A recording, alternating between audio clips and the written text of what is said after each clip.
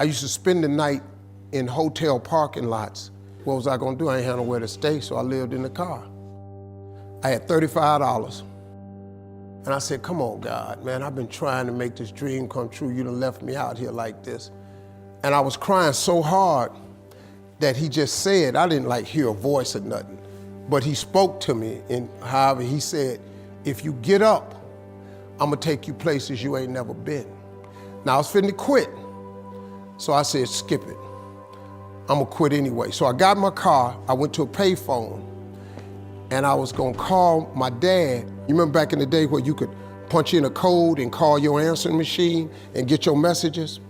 So I called and I punched in the code and it said, doop. He said, hey Steve, this is Chuck Sutton with Showtime at the Apollo. We saw a tape of you. You're very funny. If you could get here Sunday night, we'd love to put you on television. Call me back, let me know if you can make it. So I hung the phone up, I'm crushed.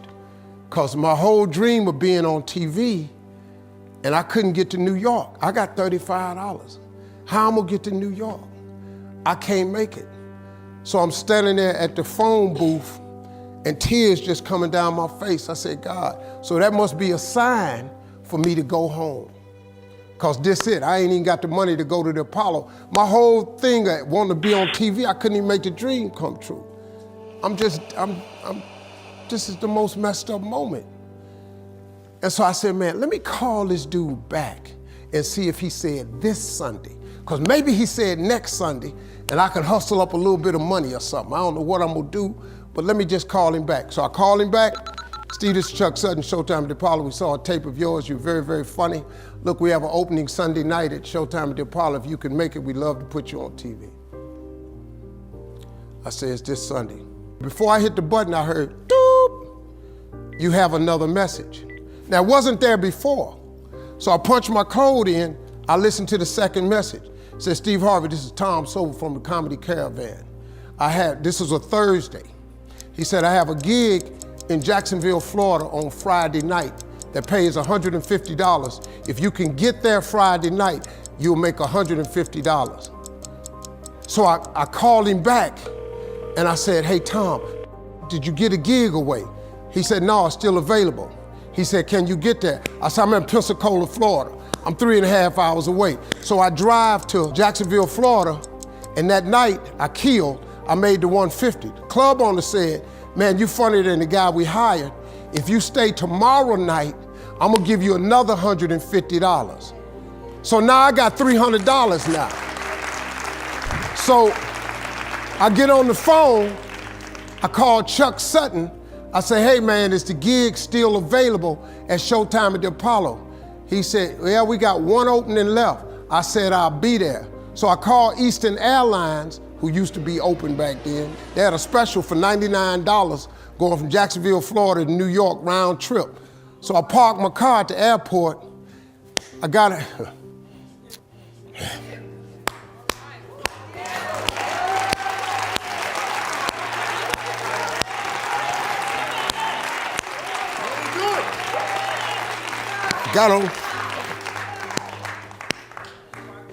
Got on plane, flew.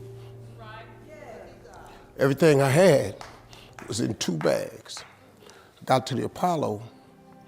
I said, hey man, I'm here. I got there at 11 o'clock in the morning. He said, you can't stay here because you don't come on to the late show tonight. I said, man, I ain't got nowhere to go. I said, if you just let me stay in this building, man, I ain't gonna move around nothing. I ain't got nowhere to go. I'm in Harlem, I can't go back out here. I got these 2 bags.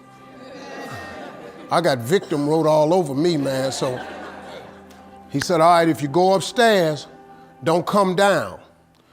So he put me in the dressing room on the 6th floor. So that's where all the comedians were. So I stayed up there. I got hungry around 3 o'clock, man. I couldn't take it no more. So I went back downstairs, a dude named Alton Liston. I said, hey man, he said, man, I thought I told you, don't come down them damn steps.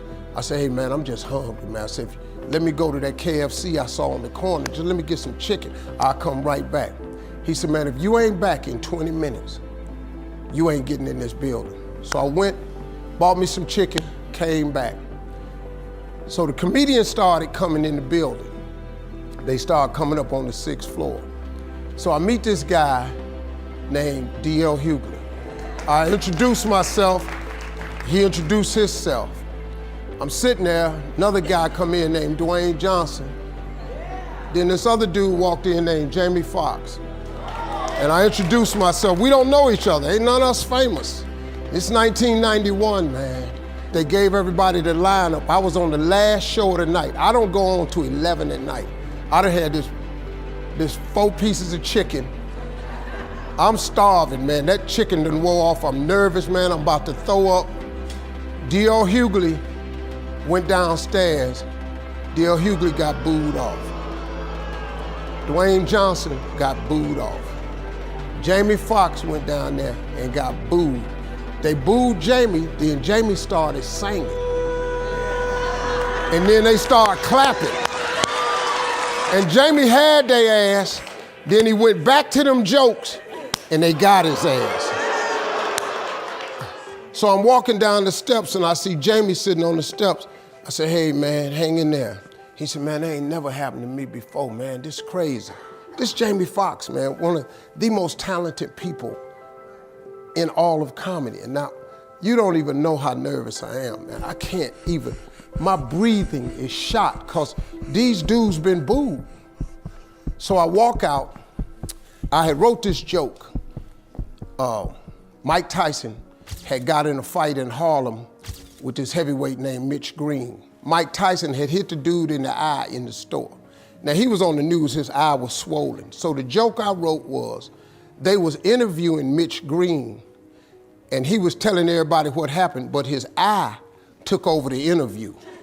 And I wrote this joke that his eye started talking and was just, I tell you what happened. The heavyweight champ's fist is coming towards my face. I just said, Lord, Lord, Lord. And I wrote this whole joke about this dude's eyeball talking. And when the punch came, and all this here, the Apollo, man, they went crazy. They lost their mind. I got a standing ovation, man. I walked off stage, man, just started crying. I couldn't believe it. They paid me. I made $750 for being on TV for one night. I'd never made $750 telling jokes in one night. And so that was my first television appearance. A couple weeks later, Sinbad was the host of the show. He got this job on Different World. And so he quit. And so Mark Curry became the host. And then Mark Curry got hanging with Mr. Cooper and he quit. And they came to me and said, would you come back to New York and host amateur night for us to just try you out? Oh, ain't no problem.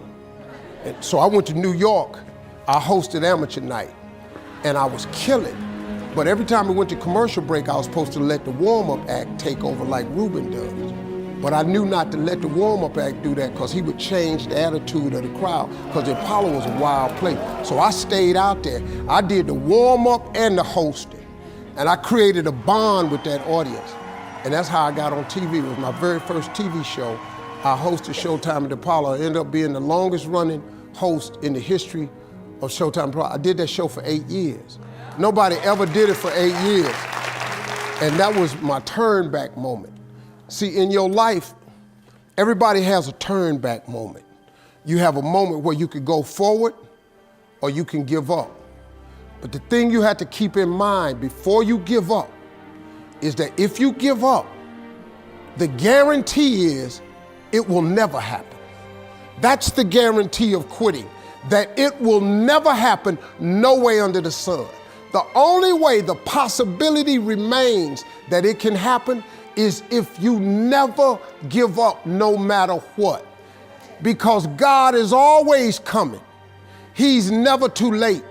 At your worst moment, look man, when they told me I had to be in New York, I saw no way I could get there. But that God though, he make the phone ring. I end up in Florida, I make $300. Then I go to New York, I make $750. Almost got $1,000.